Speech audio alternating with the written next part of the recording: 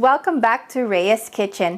Today I am going to show you one of my most favorite pasta dish, and this is pasta alla vodka. So yes guys, you heard it right. Today I am going to show you one of my most favorite pasta dish, and ito nga yung pasta alla vodka. Bakit nga ba siya tinawag na pasta alla vodka? Kasi gagamit tayo ng vodka sa pagluluto. And you know what they say, kapag gumagamit ka ng something na parang may alak sa inyong dish, talagang it brings out the flavor of your dish. And I am so excited to share this with you all because I came across this recipe years and years and years ago. And talagang tinago ko to dahil tried and tested na itong recipe na to. So guys, let's get started.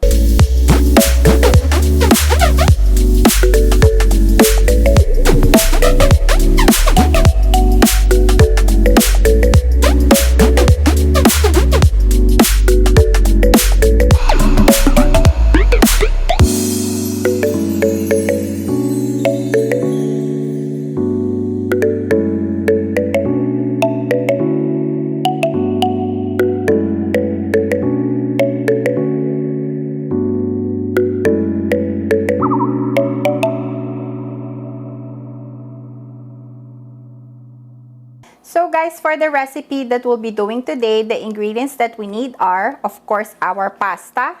Itong rigatoni yung gagamitin natin. And pwede rin kayong gumamit ng penne pasta. Bakit nga ba itong pasta na to ang gagamitin natin? Ipapakita ko sa inyo kasi itong pasta na to meron siyang hole. And itong sauce na gagamitin natin, it is super flavorful and heavy. So pagka sumuot dito sa pasta, yung sauce ninyo, and kinagat nyo siya, OMG guys, napakasarap talaga.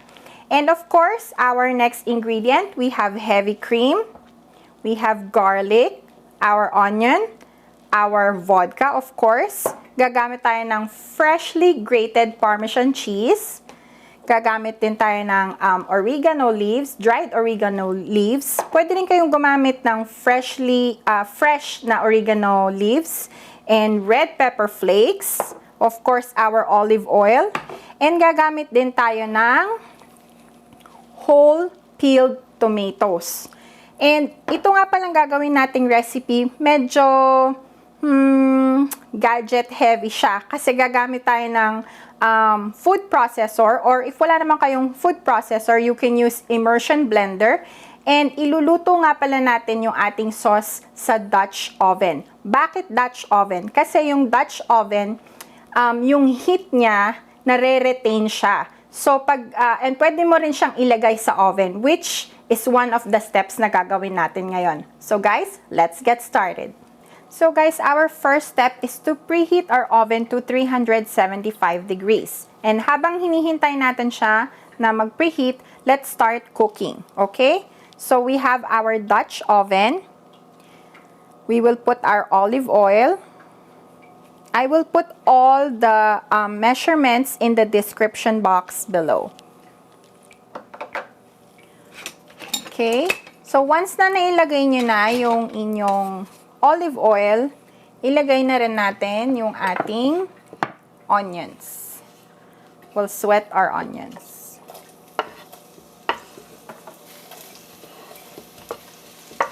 So yan guys, translucent na yung ating onions. Let's put our garlic. Ihalo lang ulit natin. Okay, and then i-add na rin natin yung ating dried oregano.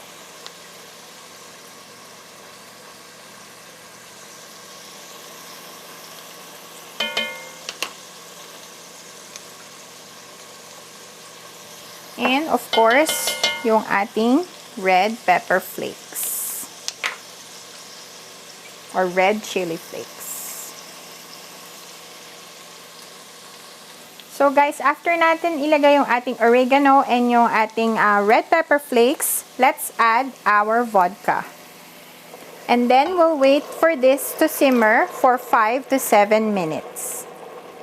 So guys, after 5 to 7 minutes, okay na yung ating vodka. Medyo naglesen na siya. Our next step is to add our tomatoes.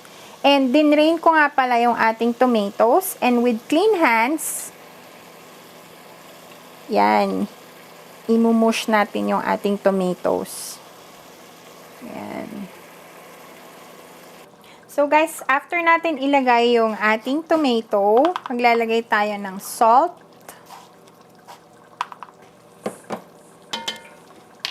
and black pepper.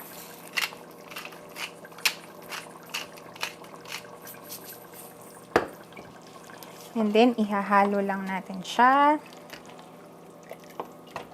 Just like that.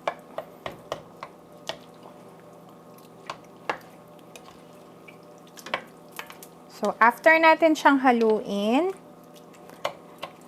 we will cover this and put this in our oven for 1.5 hours. So guys, after 1.5 hours, let's take out our Dutch oven. Ayan. And tingnan natin. Ayan. Yan na yung itsura niya, guys. So, yan guys. Ito na yung itsura niya. Now, our next step is either ita-transfer nyo siya sa blender or food processor, or if meron kayong immersion blender, just like this, gagamitin natin siya para ma-puree yung ating mixture. So, yan guys. After natin ma-puree yung ating mixture, ito na siya. Yun na yung itsura niya. Para na siyang medyo soupy. And then, just on low heat, we will add our heavy cream. Yan. And then, mag-a-add din tayo ng konting salt. And mag-a-add din tayo ng konti pang oregano. Yan, ihalo lang natin. And then, pwede rin kayong mag-add pa ng more salt or more pepper depending on your preference. And then, we'll just let this simmer again for about 5 minutes. So, yan guys. After 5 to 10 minutes, okay na yung ating sauce. And then, we will add our pasta.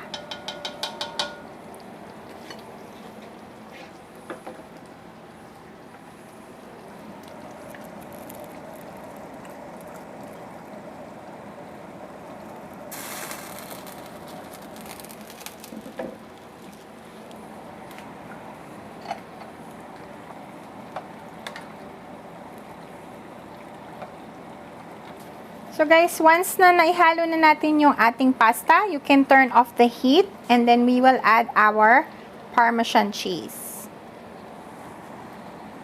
Okay. And then, ihahalo lang natin siya ulit. OMG guys, sarap nito. Yan. So guys, this is ready. We will plate it and it's tikiman time. Guys, ready na ang ating pasta alla vodka. Ito na siya.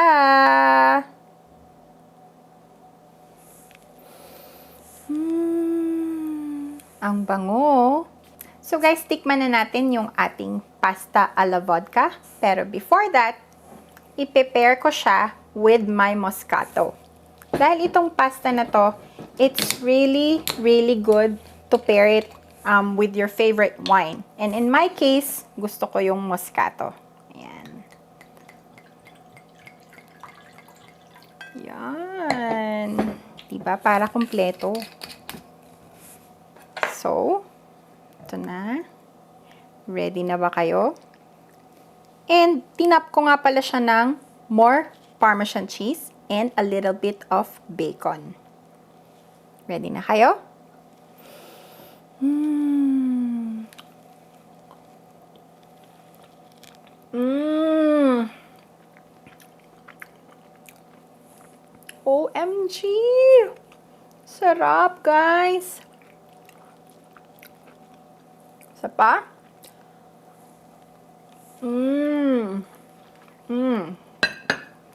Tikman natin with our Moscato. Cheers, guys! Mmm. Perfect pair. Ipapakita ko nga pala sa inyo ng malapitan para malaman nyo kung ano yung sinasabi ko tungkol sa pasta na sumusuot talaga yung sauce niya sa loob ng pasta. So, yan guys. As you can see, meron siyang sauce sa loob. Kaya, pag bawat kagat mo talaga sa pasta, mayroong mag-i-squirt na, ayan o, na sauce. OMG. Sige, tikman natin ulit with bacon.